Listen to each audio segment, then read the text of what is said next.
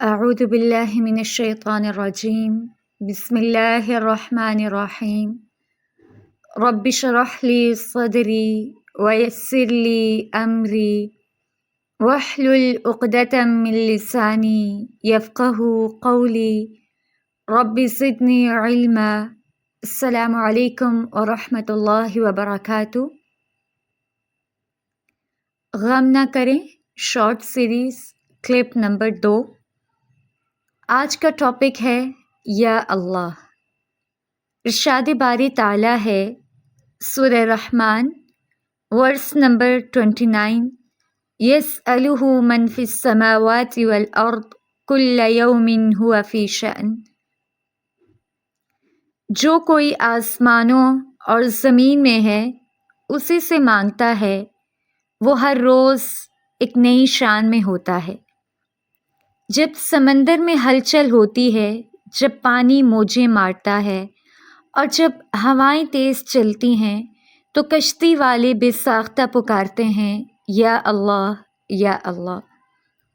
جب مسافر صحرا میں بھٹک جاتا ہے، جب قافلہ راستے سے ہٹ جاتا ہے اور جب اس کی راہ گم ہو جاتی ہے تو مسافر بے اختیار پکار اٹھتے ہیں یا اللہ۔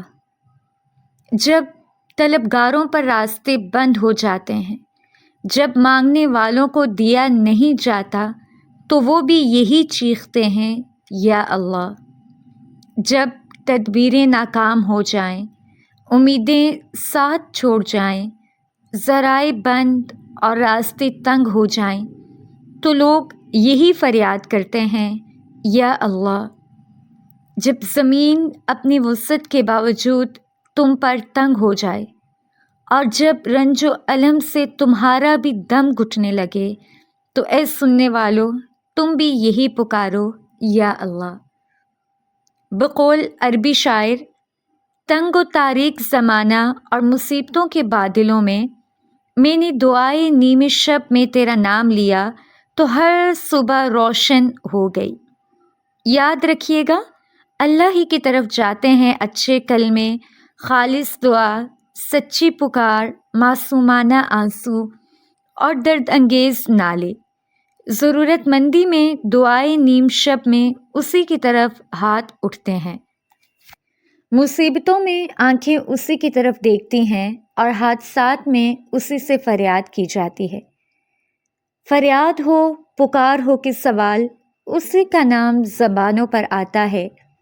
قلب و روح اسی سے سکون پاتے ہیں، احساسات اور اعصاب اسی سے آسودہ ہوتے ہیں، عقل لوٹ آتی اور یقین پیدا ہوتا ہے۔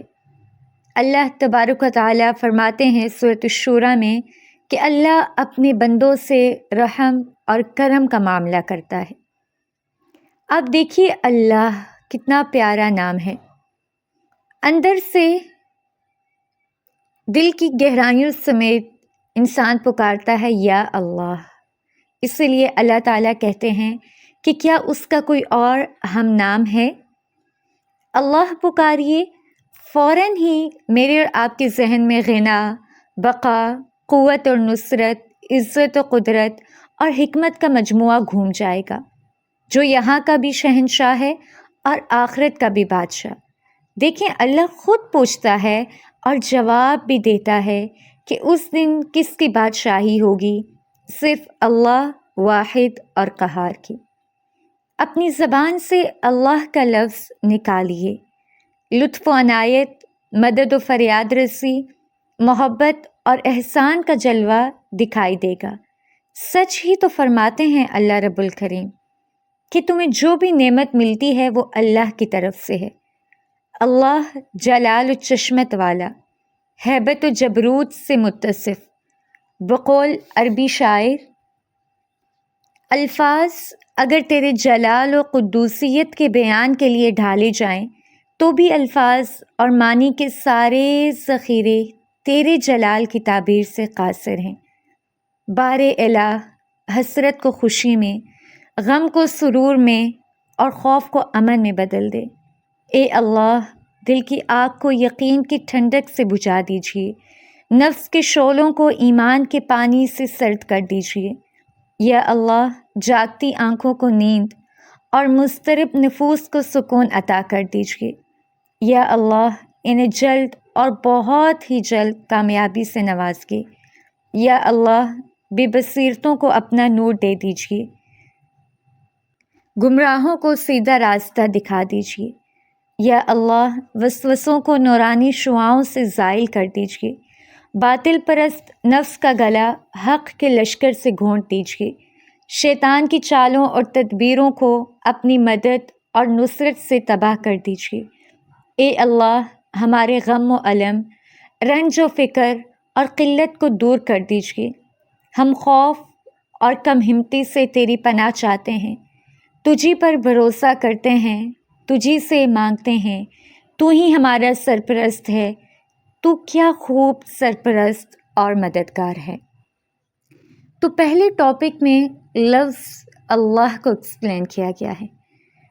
آج آپ سب نے دل سے اللہ کو پکارنا ہے، صرف ایسے نہیں بلکہ اللہ کی عظمت اپنے دل میں لاتے ہوئے، جو کام اس وقت میرے لیے ناممکن ہے، آپ کے لیے ناممکن ہے، وہ اللہ کے لیے ممکن ہے۔ اس لیے اپنے اوپر یا اسباب کے اوپر نظر نہ رکھیے، بلکہ مسبب الاسباب کی طرف نظر رکھتے ہوئے دل کی گہرائیوں سے پکاریے یا اللہ، اور اس کے بعد اپنی حاجت اس کے حضور پیش کیجیے۔ مجھے امید ہے کہ آج کا لفظ یا اللہ میرا اور آپ کا اور تمام دکھی دلوں کی بہترین مرہم ثابت ہوگا۔ اس لیے آج پورا دن بس اپنے ذہن میں اللہ کا لفظ لائیے اور اس کے بعد امید کا دیا جلا دیجیے۔ جزاکم اللہ خیرا کثیرا۔ السلام علیکم ورحمۃ اللہ وبرکاتہ۔